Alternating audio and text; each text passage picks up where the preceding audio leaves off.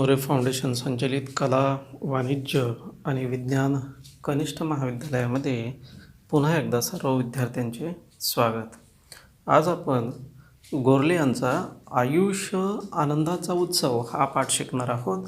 या पाठामध्ये गोरले यांनी मानवी जीवन जगत असताना छोट्या छोट्या गोष्टीचा आस्वाद कसा घ्यावा, आनंद कसा घ्यावा याला अनुसरून त्यांनी वर्णन केलेलं आहे.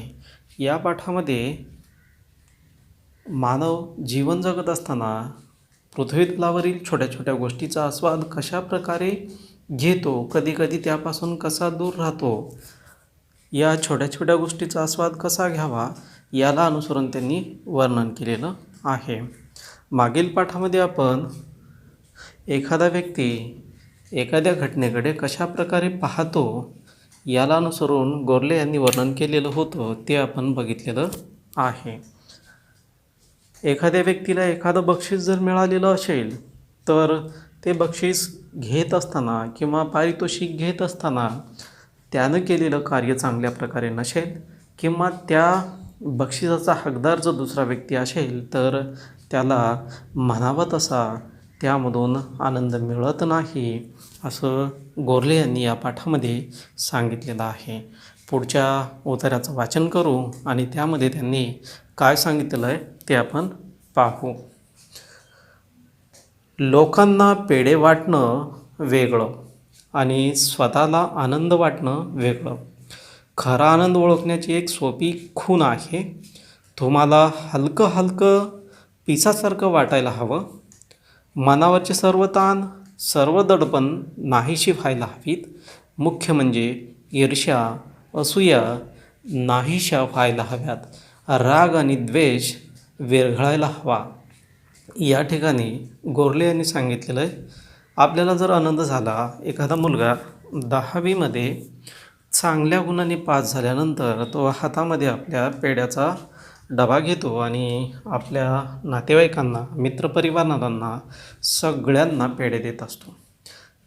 त्यामागे एक कारण असतं, आपल्याला 10वीच्या परीक्षेमध्ये किंवा 12वीच्या परीक्षेमध्ये चांगले गुण मिळालेले आहेत, ते पेढे देऊन आपण आनंद व्यक्त करीत असतो. पण या ठिकाणी लेखकांनी सांगितलेलं आहे, पेढे वाटणं आणि स्वतःला झालेला आनंद हा वेगळा आहे असं त्यांनी सांगितलेलं आहे. पेढे कधी देतो? आनंद झाल्यानंतर. पण कधीकधी काय होतं, लेखक सांगत असताना या ठिकाणी म्हणतो की बाबा स्वतःला झालेला आनंद वेगळा असतो आणि पेढे वाटणं हे वेगळे असतात, हे त्यांनी सांगितलेलं आहे. स्वतःला झालेला खरा आनंद कसा असतो हे ओळखायचं असेल तर त्यांनी एक खूण सांगितलेलं आहे. आनंद झाल्यानंतर आपण मनमुराद हसत असताना अंग हलवून खलखल खलखल हसत असतो. या ठिकाणी तेच त्यांनी सांगितलेलं आहे. तुम्हाला जर समजा अंतर्मनामधून आनंद झाला असेल तर तुम्ही हसत असताना तुम्हाला हलकं हलकं वाटतं, पिसासारखं वाटायला हवं असं त्यांनी सांगितलं आहे. मनावरचे सर्व ताण, सर्व दडपण नाहीसे व्हायला हवेत असं त्यांनी म्हटलेलं आहे. आणि या जर गोष्टी तुमच्या मनामधून जात नसतील आणि बरोबर तुम्ही मला आनंद झालेला असं दाखवत असाल तर तो खरा आनंद नाही आहे. जेव्हा एखाद्याला अंतर्मनामधून आनंद होतो तो सगळं मनावरचं ताण, दडपण, दुःख, व्यथा, वेदना बाजूला ठेवतो आणि मनमोकळेपणाने हसत असतो. आणि याच गोष्टी जेव्हा तुम्ही करत असताय तेव्हा मात्र तुम्हाला खरा आनंद झालेला असतो. कधीकधी काय होतं, एखाद्या मुलाला 80% गुण मिळाले आणि पुढच्या मुलाला जर 85% गुण मिळालेले असतील तर पेढे द्यायला तो देत असतो, पण त्याच्या मनामध्ये कुठेतरी त्या विद्यार्थ्याला माझ्यापेक्षा जास्त गुण मिळाले याचं दुःख त्याच्या मनामध्ये असतो. आणि असं दुःख घेऊन जेव्हा आपण पेढे द्यायला जातो तो खरा आनंद नसतो. जर तुम्हाला खरा आनंद झालेला असेल तर मग मात्र तुम्ही तुमच्या बोलण्यामधून, हावभावामधून, तुमच्या चालण्यामधून ते दिसत असतं, असं लेखकांनी या ठिकाणी आम्हाला सुचवलेलं आहे. त्याचबरोबर त्यांनी सांगितलेलं आहे, मुख्य म्हणजे ईर्ष्या, असूया नाहीशा व्हायला हव्यात. राग, द्वेष विरघळायला हवा. आपल्या मनामध्ये आपले जे 5 शत्रू आहेत ते 5 शत्रू आपल्या मनामधून दूर व्हायला हवेत. ईर्ष्या, असूया, राग, द्वेष या गोष्टी तुमच्या डोक्यामधून दूर व्हायला पाहिजे, ते विरघळायला पाहिजे. ते जर ठेवून तुम्ही आनंद व्यक्त करण्याचा प्रयत्न केलात तर मग मात्र तुम्ही चांगल्या प्रकारे आनंद व्यक्त करू शकत नाहीत. एखादी गोष्ट, एखादा विद्यार्थी चांगल्या प्रकारे गुण मिळवून पास झाला, जर त्याच्याविषयी तुम्ही आनंद व्यक्त करीत असताना मनामध्ये जर ईर्ष्या किंवा द्वेष किंवा मत्सर किंवा राग ठेवून जर तुम्ही आनंद व्यक्त करत असाल तर ते चांगल्या प्रकारे आनंद व्यक्त होत नाही, चांगल्या प्रकारे त्याला आनंद व्यक्त करता येत नाही, असं गोरले तुम्हाला या पाठामध्ये सांगू इच्छिताना दिसतात. त्याचबरोबर पुढच्या मुद्द्याचं वाचन करू आणि त्यामध्ये लेखकाने काय सांगितलं ते आपण पाहू. काहींना एखादं बक्षीस मिळालं तरी त्या आणक्याला 4 बक्षीस मिळाली याचं वैषम्य वाटतं किंवा मग त्या लेखाला एकही बक्षीस मिळालं नाही याचाच अधिक आनंद होतो. स्वतःला काही मिळणं, स्वतः आनंद मिळवणं यापेक्षा दुसऱ्याला आनंद न मिळणं हे ज्यांना महत्त्वाचं वाटतं ते आयुष्यात कधीच आनंदी होऊ शकत नाहीत. आता या ठिकाणी लेखकाने सांगितलं आहे खरा आनंद एखाद्याला जर मिळवायचा असेल, घ्यायचा असेल तर त्यांनी या ठिकाणी काय सुचवलेलं आहे, एखाद्या व्यक्तीला जर एखादं बक्षीस मिळालेलं असेल तर मात्र तो त्या बक्षिसाचा आस्वाद घेत असताना मनामध्ये जर समजा आमक्याला एकही बक्षीस मिळालेलं नाही किंवा एखाद्या मुलाला एकही बक्षीस मिळालेलं नाही, मला एक तरी मिळालेलं आहे असं मनात ठेवून जर समजा त्या बक्षिसाचा आस्वाद घेण्याचा प्रयत्न करत असेल तर खऱ्या अर्थाने त्याला आनंद होत नाही. किंवा एखाद्या व्यक्तीला याच्यापेक्षा 4 अधिकची बक्षीस मिळालेली असतील तर ते मनामध्ये ठेवून याला जे बक्षीस मिळालेलं आहे ते बक्षीस जर हा स्वीकारत असेल तर मग मात्र त्याला म्हणावा तसा त्या बक्षीस मिळाल्याबद्दलचा आनंद व्यक्त करता येत नाही, असं शिवराज गोरले आपल्याला सांगू इच्छितात. त्यांनी दिलेलं उदाहरण समर्पक आहे. आज समाजामध्ये आम्हाला या सगळ्या गोष्टी जाणवत असताना दिसतात. 10वीमध्ये किंवा 12वीमध्ये एखादा मुलगा 90% गुण मिळवलेला असेल तर त्याच्यापेक्षा 95% गुण मिळवणाऱ्या मुलांकडून याचं कौतुक केलं गेलेलं असलं तरीसुद्धा या व्यक्तीला किंवा त्याच्या कुटुंबातील सर्व व्यक्तींना त्या मुलाचं कौतुक वाटत नाही. उदाहरण देऊन सांगता येऊ शकतं. एखादा मुलगा 10वीच्या परीक्षेमध्ये 80% गुण घेतलेला आहे. 80% गुण मिळवल्यानंतरसुद्धा पालकांना म्हणावा तेवढा आनंद होत नाही. त्यामागचं कारण असं असतं, पालकांना वाटतं की आपला मुलगा एखाद्या शाळेमध्ये पहिल्या क्रमांकाने पास व्हावा, पण तो पहिल्या क्रमांकाने पास झालेला असला तरीसुद्धा पालकाला म्हणावा तेवढा आनंद होत नाही. त्यामागचं कारण असं आहे, माझा मुलगा 10वीच्या परीक्षेमध्ये तालुक्यामध्ये पहिला यावा असं कुठंतरी त्याच्या मनामध्ये असल्यामुळे तो त्या पद्धतीने त्या मुलाला आनंद देऊ शकत नाही. एका ठिकाणी एखादा मुलगा जर कमी गुण मिळवत असेल तर तशा प्रकारे त्याला त्याचं सांत्वन करायला हवं, पण त्याचं जर खच्चीकरण केलं तर मग मात्र तुम्ही त्या प्रकारे त्याला आनंद देऊ शकत नाही, असं गोरले या ठिकाणी म्हणू इच्छिताना दिसतात. पालकांना 90% गुणाची अपेक्षा असेल, मुलाने जर समजा 70% गुण मिळवले तर मात्र पालक, मुलगा जरी 10वीच्या परीक्षेमध्ये तुमच्या शाळेमधून प्रथम आलेला असला तरी पालक त्याला म्हणतात तू 70% गुण मिळवलेला आहे, 80% गुण मिळवलेला नाही. या एकाच कारणासाठी त्या मुलाला ते दम देत असतात, ओरडत असतात, रागवत असतात. तू 80%च गुण का मिळवलेलं नाही, ही एकच बाब पुढे ठेवून त्या पाल्याला रागवत असतात आणि त्याच्या आनंदामध्ये विनाकारण अडथळा निर्माण करीत असतात.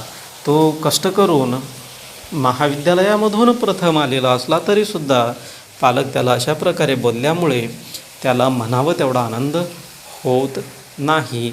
आजच्या पालकांची ही मानसिकता असलेली दिसते. या उदाहरणाच्या माध्यमातून आपल्याला आत्ता लेखकाने जे सांगितलेलं आहे, एखाद्या मुलाला जर एक बक्षीस मिळाले असेल आणि दुसऱ्या व्यक्तीला 4 बक्षीस मिळालेले असतील तर हा जो एक बक्षीस मिळालेला व्यक्ती आहे मला एक बक्षीस मिळालेलं आहे त्याचा आस्वाद घ्यायला पाहिजे, आनंद घ्यायला पाहिजे असं मनामध्ये ठरवून आनंद घेत नाही आहे, तर माझ्यापेक्षा त्या मुलाला 4 बक्षीस मिळाले याच्याच दुःखामध्ये आपल्याला मिळालेल्या आनंदापासून दूर होत असताना दिसतो. किंवा त्याला 4 मिळाले तर मिळू द्या, पण माझ्या मित्राला एकही बक्षीस मिळालेलं नाही याच आनंदामध्ये तो आनंदी होताना दिसतो, असं आपल्याला या पाठाचे लेखक या उतार्यामध्ये सांगत असताना दिसतात. पुढच्या ओळीचं वाचन करू. स्वतः आनंद मिळवणं यापेक्षा दुसऱ्याला आनंद न मिळणं हे ज्यांना महत्त्वाचं वाटतं ते आयुष्यात कधीच आनंदी होऊ शकत नाहीत. तुलना आली की आनंद संपलाच. खरा आनंद दुसऱ्याच्या दुःखावर कधीच पोचला जात नसतो. खरा आनंद हा मनाला केवळ हलकंच नव्हे तर चित्ताला शुद्ध करत असतो. माणूस खऱ्या आनंदात असतो तेव्हा त्याला सगळं जग छान सुंदर वाटत असतं. आपल्यासारखं सगळ्यांनी मजेत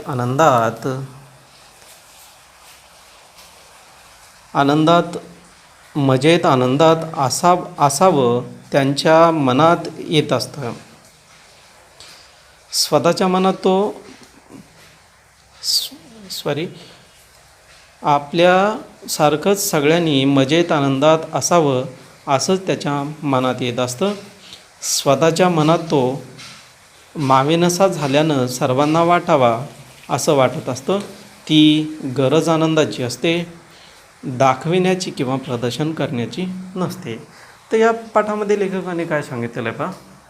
लेखक म्हणू इच्छितो, एखाद्या व्यक्तीला 1 बक्षीस मिळालेलं आहे, दुसऱ्या व्यक्तीला 4 बक्षीस मिळालेले आहेत आणि एखाद्या व्यक्तीला एकही बक्षीस मिळालेलं नसेल तर 1 बक्षीस मिळणारा मुलगा माझ्यापेक्षा 4 बक्षीस मिळालेल्या व्यक्तीकडे पाहून दुःखी होत असेल तर खऱ्या अर्थाने तो समाधानी किंवा आनंदी होऊ शकत नाही. किंवा मला 1 तरी मिळालेलं आहे त्याला काहीही मिळालेलं नाही आहे ही एक गोष्ट मनात ठेवून जर आनंद घेण्याचा प्रयत्न केला तर मग मात्र तो कधीही चांगल्या प्रकारे त्या बक्षिसाचा आस्वाद घेऊ शकत नाही आहे, असं लेखक या ठिकाणी आपल्याला सांगू इच्छिताना दिसतो. म्हणजेच या ठिकाणी तो पुन्हा म्हणतो की बाबा एखाद्या व्यक्तीने आपल्याला आनंद मिळवण्यासाठी जेव्हा स्पर्धा करायला चालू करतो तेव्हा मात्र त्या ठिकाणी आनंद संपलेला असतो किंवा तुलना करत असताना आनंद संपलेला असतो असं त्यांनी सांगितलेलं आहे. आणि त्याचबरोबर ते पुढे म्हणतात, आनंद एक दुसऱ्याच्या दुःखावर कधीच पोचला जात नाही. एखाद्याला जर समजा दुःखी करून आपल्याला आनंदी होता येत नाही असं तो म्हणत असताना दिसतो.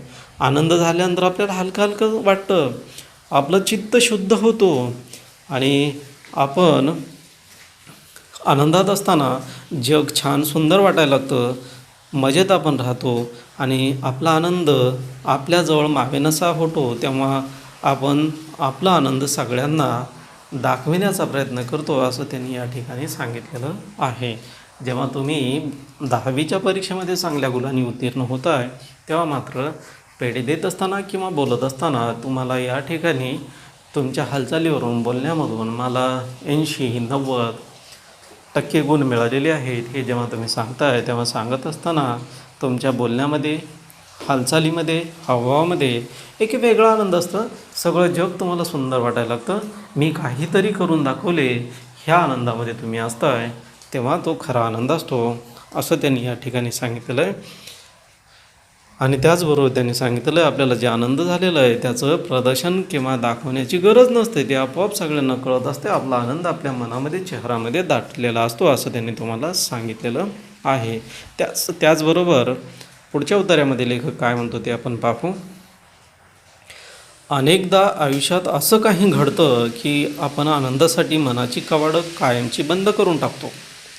आपण म्हणतो माणसं दुःखातून बाहेर येत नाहीत, त्याचं कारण ते दुःखाला बाहेर जाऊ देत नाहीत. हृदयाची दारं मिटलेली असतील तर आतलं दुःख बाहेर जाणार कसं? बाहेर दाराशी घुटमळणारा आनंद आत येणार कसा? आनंदाला जागा मोकळी लागते. तुमच्या मनात दुःख, चिंता, टेन्शन अशा मंडळीची गर्दी झालेली असेल तर अशा दाटीवाटीत आनंद कधीच घुसत नाही. आनंद खुल्या दिलाने स्वागत करावं लागतं. आता या ठिकाणी लेखकाने सांगितलेलं आहे, या पॅरेग्राफमध्ये लेखक म्हणतो, अनेकदा आयुष्यात असं काही घडत असतं की ज्यामुळे आपण आपल्या दुःखाचा दरवाजा मनाचा एक कोपरा आपण बंद करून ठेवत असतो. म्हणजे कवाड म्हणजे दरवाजा. आपल्याला एखाद्या गोष्टीमुळे दुःख झालेलं असेल तर आपण आनंदाच्या सगळ्या गोष्टीकडे दुर्लक्ष करत असतो. आनंद काय असतं हे आपण पाहण्याचंही इच्छा ठेवत नाहीत.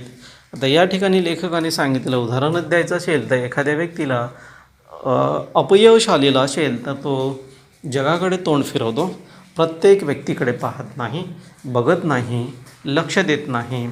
अशाच एका लेखकाचा मला तुम्हाला संदर्भ देता येईल. 10वीच्या परीक्षेमध्ये सगळ्या विषयामध्ये तो उत्तीर्ण होतो, केवळ इंग्रजी या एका विषयामध्ये 25 गुण मिळवून तो नापास होतो. त्याच्याकडे कोणताही पर्याय नसतो. समाजातील, नात्यातील सगळी लोक त्याला ओरडतात, तुझ्याकडून भरपूर अपेक्षा आम्ही ठेवलो होतो, पण तू आम्हाला म्हणावं तसं यश मिळवून दिलं नाहीस. 10वीच्या परीक्षेमध्ये नापास झालेला आहेस असं नातेवाईक, घरातील व्यक्ती आणि समाजातील व्यक्ती जेव्हा बोलू लागतात तेव्हा मात्र हा संपूर्ण जगाकडे पाठ फिरवतो आणि केवळ आपल्याच दुःखामध्ये असतो, अभ्यासावर लक्ष केंद्रित करतो, तेव्हा त्याला चांगले गुण मिळतात. या ठिकाणी लेखकांनी जे सांगितलेलं आहे तेच मी या उदाहरणाच्या माध्यमातून सांगितलेलं आहे. आपल्याला जर समजा एखाद्या गोष्टीचं दुःख झालेलं असेल तर आपण आपला मनाचा जो दरवाजा असतो सुखाला आत येऊ न देण्यासाठी कायमचा बंद करतो, असं लेखक या ठिकाणी सांगितलेलं आहे. बाहेरून कितीही आनंद आतमध्ये येण्याचा प्रयत्न करीत असेल तरी आपण त्याला आतमध्ये येऊ देत नाहीत.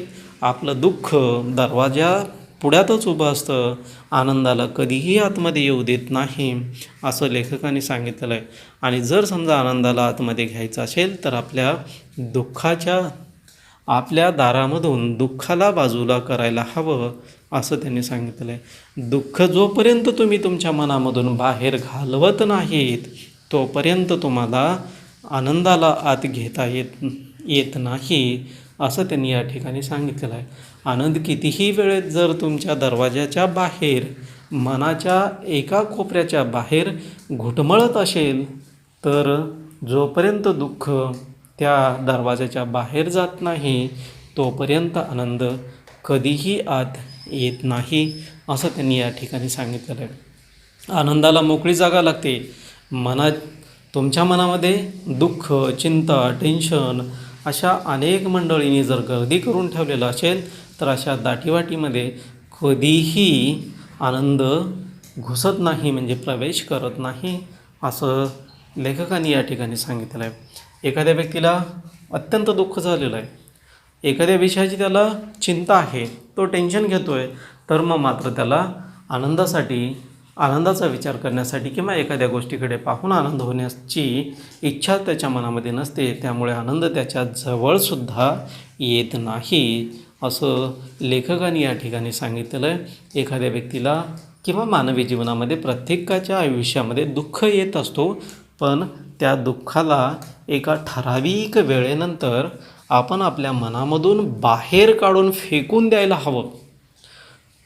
दुःख, चिंता, टेन्शन या गोष्टी आपल्या मनामधून दूर करायला हव्यात.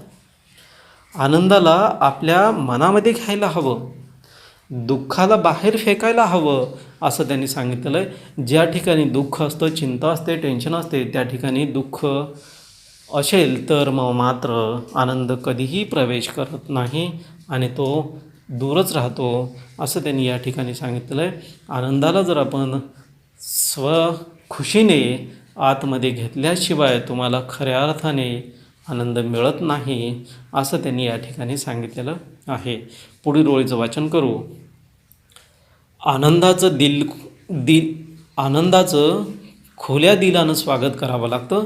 शेतकरी मंडळी कधी पडायचा पाऊस म्हणून आभाळाकडे डोळे लावून बसतात. त्यांचा नाईलाज असतो, कारण पाऊस पडणं त्यांच्या हातात नसतं.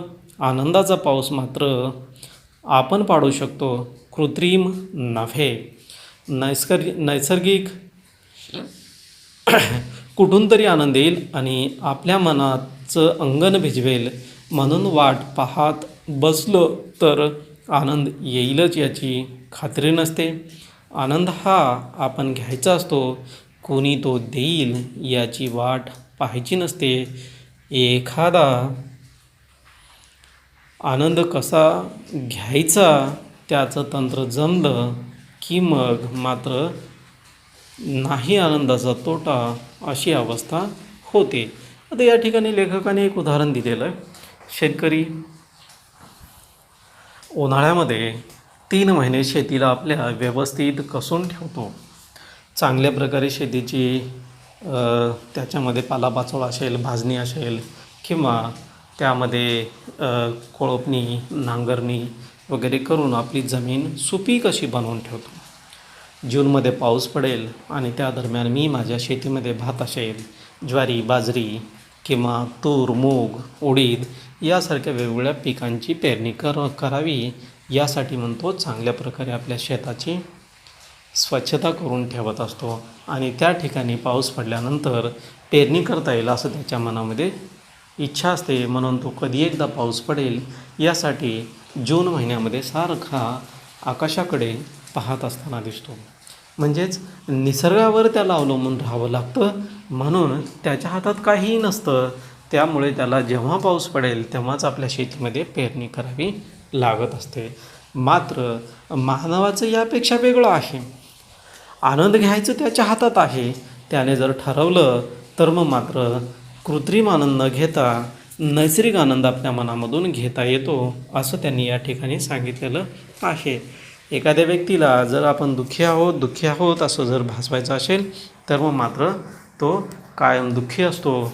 आणि जर समजा आपण आपल्या मनामधील दुःख बाजूला सारून आपल्याला खडखरपणाने उभं राहायचं आहे असं मनामध्ये जर त्याने ठरवलं तर मग मात्र तो चांगल्यापणाने उभं राहू शकतो, दुःखाला बाजूला करू शकतो, आहे त्या परिस्थितीमध्ये स्वतःला सांभाळू शकतो, आनंदी होऊ शकतो, असं या ठिकाणी लेखकाने सांगितलेलं आहे.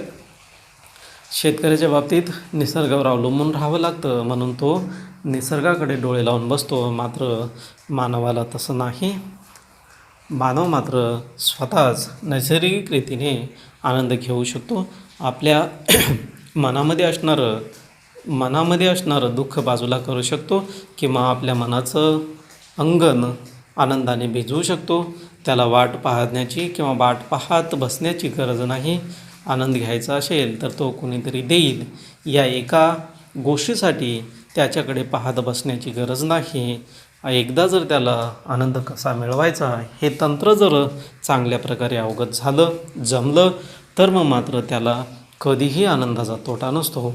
जेव्हा इच्छा होईल तेव्हा मात्र तो छोट्या छोट्या गोष्टीमध्ये सुद्धा आनंद मिळवतो आणि आनंदी राहण्याचा प्रयत्न करतो. मानव जर चांगल्या प्रकारे जीवन जगायचं ठरवला तर मात्र त्याला आनंदी राहण्याचं तंत्र जुळायला हवा आणि ते जर अवगत झालं तर मग मात्र तो चांगल्या प्रकारे आनंदी जीवन जगू शकतो. हे छोटंसं आयुष्य आनंद घेऊन जगू शकतो असं लेखक या पाठामध्ये आपल्याला सांगत असताना दिसतो. त्याचबरोबर पुढच्या उत्तराचं वाचन करू आणि त्यामध्ये लेखकाने काय सांगितलेलं आहे ते पाहू. आनंद हा तुमचा स्वभाव व्हायला हवा. आनंदात राहण्याची सवय जडायला हवी. सगळी धडपड आनंदासाठी चाललेली असते, पण आनंद घ्यायला वेळ नसतो. हेच अनेकाचं दुःख असतं. दुःखासाठी आपण भरपूर कारणं शोधलेली असतात. आनंदासाठीची मात्र मोजकीच कारणं आपल्याला माहीत असतात. खरं म्हणजे हे उलट व्हायला हवं. या ठिकाणी सांगितलेलं आहे, एखाद्या मानवाला जर समजा आनंदी राहायचं असेल तर मग मात्र आनंद हा त्याचा स्वभाव व्हायला हवा असं लेखकाने सांगितलं आहे. आनंदात राहण्याची सवय त्याला लागायला हवी. सगळी धडपड आनंदासाठी चाललेली असते हे त्याला कळायला हवं. आनंदात वेळ घालव घालवायचा असतो हे त्याला कळायला हवं. आनंद मिळवण्यासाठी वेगवेगळे कारणं सांगत बसू नये. दुःखासाठी जसे वेगवेगळे सबब किंवा कारणं असतात तशी मात्र आनंदासाठी नसतात असं त्यांनी या ठिकाणी सुचवलेलं आहे. मानवी जीवन हे फार कमी लाभलेलं आहे. त्यामध्ये जर समजा तुम्ही तुमच्या 40, 50, 60 वर्षांमध्ये तुम्ही केवळ दुःखामध्ये काही वर्ष घालवून उपयोगाचे नाहीत असं लेखक आम्हाला सांगतो. यामध्ये तुम्ही निसर्गातील छोट्या छोट्या गोष्टीचा हवा तेव्हा आनंद घ्यायला हवा, आनंदामध्ये राहायला शिकायला हवं. तुमचा स्वभाव जसा व्हायला हवा तशी सवय तुम्ही लावून घ्यायला हवी. ही सगळी धडपड आनंदासाठी तुम्ही करायला हवं असं त्यांनी सांगितलेलं आहे. आनंद हा जो असतो तो मिळवण्यासाठी कधीही माझ्याकडे वेळ नाही असं तुम्ही म्हणायला नाही पाहिजे असं त्यांनी म्हटलेलं आहे. जसं की एखादी क्षुल्लक गोष्ट असेल तरीसुद्धा आम्ही मला दुःख झालेलं आहे या छोट्या छोट्या गोष्टीवरून आपण दुःखी होत असताना दिसतो. जीवन जगत असताना कुटुंबामध्ये एखाद्या व्यक्तीने एखाद्याला बोललं, छोटीशी गोष्ट जरी त्याच्या मनाला लागली तरी तो 4-4, 6-6 दिवस मनामध्ये दुःख त्याच्याविषयी धरून बसतो. तीच बाब भाऊ, बहीण किंवा नात्यातील इतर व्यक्तींना तो सांगत असताना दिसतो. अनावधानाने किंवा त्याच्या लक्षात न आल्यामुळे जर त्याने ती गोष्ट केलेली असेल तर त्या गोष्टीचं तेवढं मनावर दडपण न घेता, दुःखी होऊन न राहता त्या गोष्टी विसरून आपल्याला आनंदी जीवन कसं जगता येईल किंवा आपला आनंद कसं व्यक्त करता येईल हे मात्र आम्हाला बघायला हवं असं लेखकाने सांगितलेलं आहे.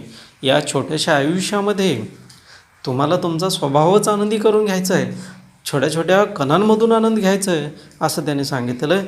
आनंदासाठी माझ्याकडे वेळ नाही आहे असं म्हणून चालत नाही आहे असं त्यांनी या ठिकाणी सांगितलेलं आहे. जीवन हे धावपळीचं जरी असलं, तुम्हाला दिवसरात्र कष्ट करावे जरी लागत असले तरीसुद्धा त्या छोट्या छोट्या वेळेमध्ये वेळ काढून तुम्हाला आनंदी कसं राहता येईल ते बघायचं आहे असं त्यांनी सांगितलेलं आहे. जेवढं तुम्ही आनंदी राहाल तेवढं मात्र तुमचं आरोग्य चांगलं राहतं, मन प्रसन्न राहतं आणि त्याचबरोबर तुमची कामंसुद्धा चांगल्या प्रकारे होतात. आणि जर याच्या विरुद्ध तुम्ही छोट्या छोट्या गोष्टीवरून तुम्ही मनाला दुःखी करत असाल, दुःख व्यक्त करत असाल तर मग मात्र तुम्ही चांगल्या प्रकारे आनंदी राहू शकत नाहीत. आणि याच बाबी त्यांनी या ठिकाणी सांगितलेल्या आहेत. म्हणजेच थोडक्यात लेखकांनी दुःखाला जवळ करायचं आहे आणि सुखाला जवळ करायचं आहे, आनंदाला जवळ करायचं आहे आणि दुःखाला दूर करायचं आहे असं त्यांनी तुम्हाला या ठिकाणी सांगितलेलं आहे. आनंद होणं, छान वाटणं, मस्त वाटणं हे एकदम सोपं आणि सवयीचं करून घ्यावं. वाईट वाटणं दुर्मिळ अपवादाचं करून ठेवावं. या ओळीमध्ये लेखक सांगू इच्छितो, मानवाला आनंदीमय किंवा आनंद व्यक्त करायचा असेल, आनंदी जीवन जगायचं असेल तर मात्र त्याने कायम आनंदी राहायला हवं, छान वाटण्यासारखं जगायला हवं, मस्त वाटण्यासारखं जगायला हवं. आनंद, छान, मस्त या गोष्टीची सवय त्यांनी करून घ्यायला हवी. वाईट वाटणं हे मात्र दुर्मिळ आणि अपवादात्मक करून ठेवायला हवं असं लेखक या ठिकाणी सांगताना दिसतो. सौंदर्य जसं पाहणाऱ्याच्या दृष्टीत असतं तसं आनंद घेणाऱ्याच्या वृत्तीत असतो. लहान मूल निरागस आनंदी वृत्तीचे असतात. आता या ठिकाणी लेखकांनी पहिल्या ओळीमध्ये काय सांगितलेलं बघा, सौंदर्य जसं पाहणाऱ्याच्या दृष्टीत असतं तसं आनंद घेणाऱ्याच्या वृत्तीत असतो असं लेखकांनी सांगितलेलं आहे. आता यासाठी मला एक तुम्हाला उदाहरण देता येईल. या उदाहरणाच्या माध्यमातून लेखकाला काय म्हणायचं आहे ते पटवून देता येईल. एक कुटुंब असतो. कुटुंबामध्ये पती, पत्नी आणि 2 मुलं असतात. पत्नी दररोज सकाळी उठल्यानंतर चहा नाश्ता वगैरे झाल्यानंतर 9-10च्या दरम्यान आपल्या पतीला पुढे असणाऱ्या स्त्रीच्या घराकडे पाहत असते आणि तिच्याविषयी पाहून बोलत असते, त्या स्त्रीने कपडे स्वच्छ धुतले नाहीत, घाणेरडे आहेत, अशा प्रकारे ती आपल्या पतीला म्हणत असते. पतिदेव एक दिवस तिचं म्हणणं ऐकतात दुसऱ्या दिवशीसुद्धा पत्नी तशाच प्रकारे म्हणते, ते पण तो ऐकतो, काहीही बोलत नाही. तिसऱ्या दिवशी पत्नी चहा नाश्ता वगैरे झाल्यानंतर खुर्चीवर बसल्यानंतर आपल्या पतीशी चहा घेत असताना किंवा गप्पा मारण्याच्या ओघामध्ये पुन्हा पुढच्या घरामध्ये राहणाऱ्या स्त्रीच्या कपड्यांकडे किंवा सुकायला टाकलेल्या कपड्याकडे पाहते. किती घाणेरडी कपडे आहेत, ती स्वच्छ धुत नाही, अशा प्रकारे आपल्या पतीला म्हणत असताना दिसते. पती मात्र या 2-3 दिवसामध्ये तिला काहीही बोलत नाही. एक दिवस पत्नी स्वयंपाकात गुंतल्यानंतर हा मात्र बाहेर जातो आणि आपल्या खिडक्यांना स्वच्छ करून घेतो, आतून बाहेरून पुसून घेतो आणि पत्नी येईपर्यंत आपल्या खुर्चीवर बसतो. पत्नी चहा नाश्ता वगैरे घेऊन येते. आल्यानंतर दोघे चहा आणि नाश्त्यासाठी आलेले पदार्थ खात खात बाहेर पाहतात. तेव्हा तिचं लक्ष जातं की बाहेरच्या स्त्रीने कपडे स्वच्छ धुतलेले आहेत. तेव्हा ती आनंदामध्ये आपल्या पतीला सांगते, आज मात्र त्या स्त्रीने तिचे कपडे स्वच्छ धुतलेले आहेत आणि सुकायला टाकलेले आहेत, कसे छान वाटत आहेत पहा, अशा प्रकारे आपल्या पतीला म्हणते. पती तिच्याकडे पाहतो आणि सांगतो, बाई, मी आपल्या घराच्या खिडक्या आतून आणि बाहेरून स्वच्छ पुसल्या आहेत, त्यामुळे तुला ते कपडे स्वच्छ दिसतात. तेव्हा मात्र पत्नी काहीही बोलत नाही. या ठिकाणी लेखक जसं म्हणतो की सौंदर्य पाहणाऱ्याच्या दृष्टीत असतं. आता एखाद्या व्यक्तीने त्या बाबीकडे कशा प्रकारे बघितलेलं आहे तसं त्याला जाणवतं. पतीला कळलेलं असतं आपल्या पत्नीने 8-15 दिवसापासून खिडक्या साफ केलेल्या नसल्यामुळे तिला बाहेरची घाण, आपल्या खिडक्याची घाणच बाहेर दिसत असलेली जाणवते. त्यामुळे पतीला जेव्हा हे सगळं कळतं तेव्हा तो आपल्या पत्नीला सांगत असतो. म्हणजे आपण जसं त्या गोष्टीकडे पाहू तसं आपल्याला जाणवत असतं. आणि त्याचबरोबर त्यांनी पुढे सांगितलेलं, तसा आनंद घेणाऱ्याच्या वृत्तीत असतो. म्हणजे एखाद्या गोष्टीकडे पाहून तुम्हाला आनंद होतो का दुःख होतं हे पाहणाऱ्याच्या दृष्टीवर अवलंबून आहे आणि वृत्तीवर सुद्धा आहे. एखादा व्यक्ती एखाद्या क्षुल्लक गोष्टीकडे बघितल्यानंतर त्याच्या मनामध्ये करुणा येते. आता उदाहरण द्यायचं झालं तर एखाद्या व्यक्तीचा अपघात झाल्यानंतर काही लोकांना बघितल्यानंतर मनामध्ये ती घटना तशाच प्रकारे दुःख व्यक्त करणारी वाटते, तर काही व्यक्तींना काहीही वाटत नाही आहे. ते बघितल्यानंतर त्याकडे पाहून न पाहिल्यासारखं करत दूर जातात. आणि या सगळ्या गोष्टीमुळे लेखक सांगू इच्छितो, सौंदर्य पाहणाऱ्याचं दृष्टीत असतं तसं आनंद घेणाऱ्याच्या वृत्तीतही असतो, असं त्यांनी सांगितलेलं आहे. म्हणजे मला तुम्हाला या ठिकाणी सांगितलेलं आहे, आपण एखाद्या गोष्टीकडे कशा पद्धतीने पाहतो त्यावरून ती गोष्ट आपल्याला जाणवत असते.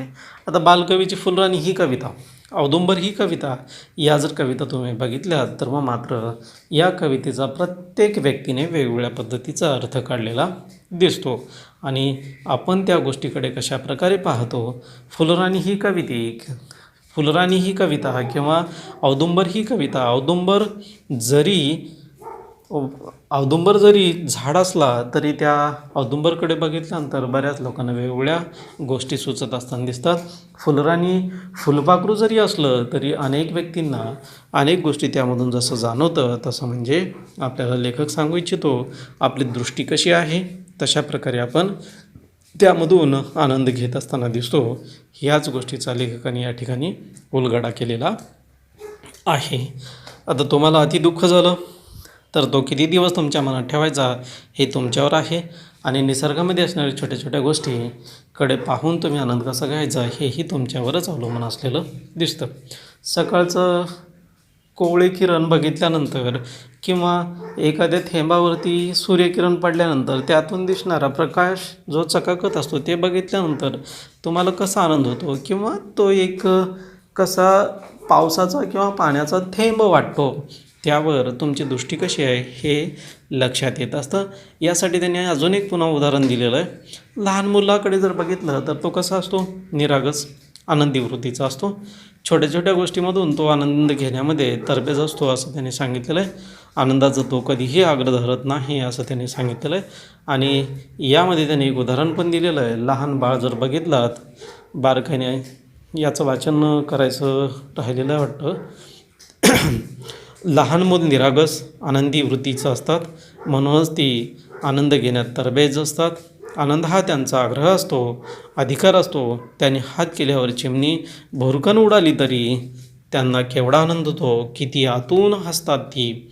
या ठिकाणी लेखकांनी सांगितलं आहे, जीवनामध्ये जर समजा तुम्हाला छोट्या छोट्या गोष्टीमध्ये आनंद मिळवायचा असेल तर लहान मुलांसारखं निरागसपणाने जीवन जगायला हवं, जगता आलं पाहिजे. तरच तुम्ही छोट्या छोट्या गोष्टीमधून आनंद घेऊ शकता, अन्यथा घेता येत नाही असं सांगितलेलं आहे. कुठलंही त्यांच्या मनावर दडपण नसतं. एखाद्याविषयी द्वेष नसतो, मत्सर नसते, असूया नसते, ईर्ष्या नसते. या सगळ्या गोष्टी तो दूर ठेवत असतो, म्हणून तो चांगल्या प्रकारे आस्वाद घेत असताना दिसतो आणि छोट्या छोट्या गोष्टीमधून आनंद घेण्यामध्ये तो तरबेज झालेला असतो असं त्यांनी सांगितलेलं आहे. लहान मूल एखाद्या चिमणीकडे बघितलेलं आहे आणि हात वरती केल्यानंतर चिमणी जर भुरकन उडाली तर मग मात्र तो आनंदी होतो, आतून अंतर्मनामधून हसताना दिसतो, मन खोलून हसताना दिसतो. तशा प्रकारे जर समजा तुम्ही आनंद घ्यायचं ठरवला तर तुमचं मनसुद्धा निरागस हसायला हवं, तरच तुम्ही चांगल्या प्रकारे आनंद घेऊ शकता, अन्यथा घेऊ शकत नाही आहे असं लेखक या ठिकाणी आम्हाला सांगू इच्छिताना दिसतो. पुढच्या पॅराग्राफचं वाचन करू आणि त्यामध्ये लेखकाने काय सांगितलं ते बघू. आपण मोठे होतो आणि या छोट्या छोट्या आनंदाला पारखे होतो. आनंदाची हीच तर गंमत आहे. आनंद छोट्या छोट्या गोष्टीचाच असतो, आपण मात्र तो मोठ्या गोष्टीत शोधत असतो. तर या ठिकाणी लेखकांनी सांगितलं, आपण बालपणी ज्या ज्या गोष्टी आनंद मिळवण्यासाठी केलेल्या आहेत त्या मात्र मोठे झाल्यानंतर करत नाही. जग काय म्हणेल, लोक काय म्हणतील, लोकांना काय वाटेल, त्या व्यक्तीला काय वाटेल याचा विचार करून आपण छोट्या छोट्या आनंदापासून दूर जाताना दिसतो. लहानपणी आपल्याला आवडेल ती गोष्ट आपण मोकळेपणाने करत असतो आणि आपण आनंदी होत असतो आणि मोठ्या मोठ्या छोट्या छोट्या गोष्टीमधून आनंद घेत असतो. मोठे झाल्यानंतर मात्र आपल्याला याच लहानपणीच्या छोट्या छोट्या गोष्टीमधून आनंद घ्यावासा वाटत नाही. आनंद आपण मोठ्या मोठ्या गोष्टी शोधत असतो आणि हेच मात्र आपल्यासाठी किंवा मोठ्या व्यक्तींसाठी चुकत असते असं लेखकांनी या ठिकाणी सांगितलेलं आहे. आणि ही एक गंमतच आहे असं त्यांनी सांगितलेलं आहे. आणि खरा आनंद जो असतो तो मात्र छोट्या छोट्या गोष्टीतच दडलेला असतो.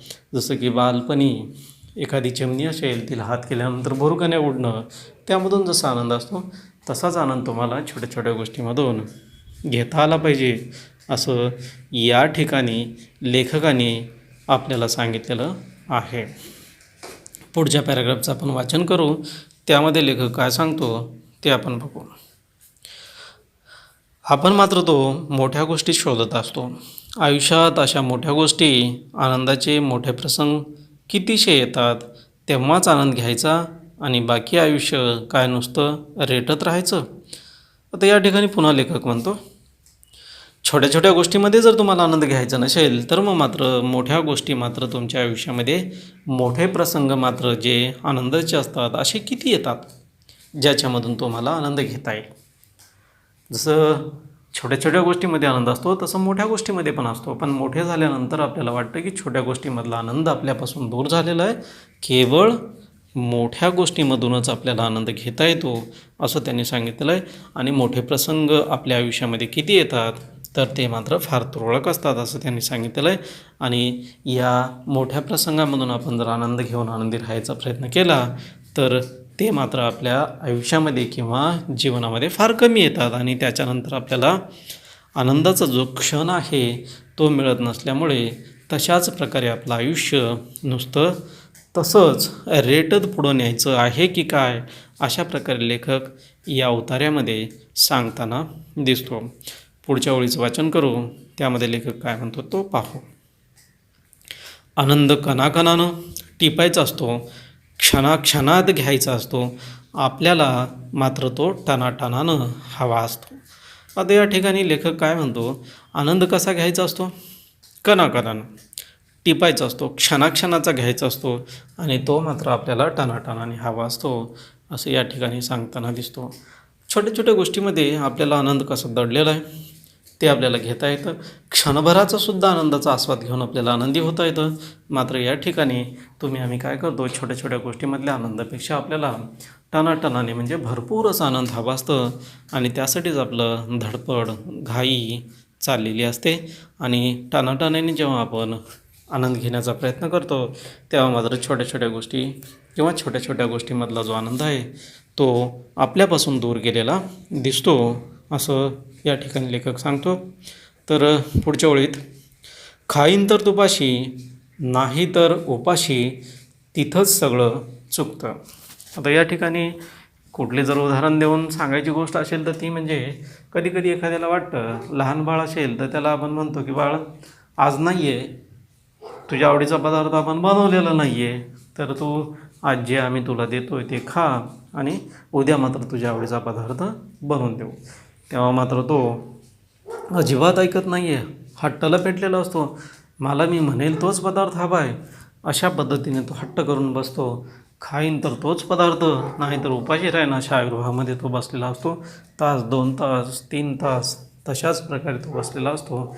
शेवटी त्याच्या आवडीचा पदार्थ त्याला द्यावा लागतो किंवा त्याच्या आवडीच्या पदार्थापेक्षा वेगळा पदार्थ त्याला दिल्यानंतरच तो शांत होत असताना दिसतो. मानवी जीवनाचंही तसंच झालेलं आहे. आपण छोट्या छोट्या गोष्टीमधून, छोट्या छोट्या कणामधून किंवा छोट्या छोट्या क्षणामधून जो आनंद आपल्याला घ्यायला हवा तो आपण न घेता मोठ्या मोठ्या गोष्टीमधला आनंद घेण्याचा प्रयत्न करतो आणि इथेच आपण चुकतो. या मोठ्या मोठ्या गोष्टी मात्र आपल्या आयुष्यामध्ये फार कमी येतात आणि त्याच्यानंतर आपण आपलं आयुष्य असंच जगत असताना दिसतो.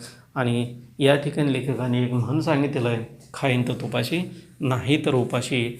म्हणजे जर तुम्ही मला आनंद चांगल्या गोष्टीमधूनच घेता आला तर घ्यावा, छोट्या छोट्या गोष्टीमधून घेऊ नये असं त्यांनी सांगितलेलं दिसतं. आणि पुन्हा लेखक सांगतो, ह्याच गोष्टी आपल्या चुकत आहेत, इथेच चुकतं तिथेच सगळं चुकतं असं लेखक म्हणताना दिसतो.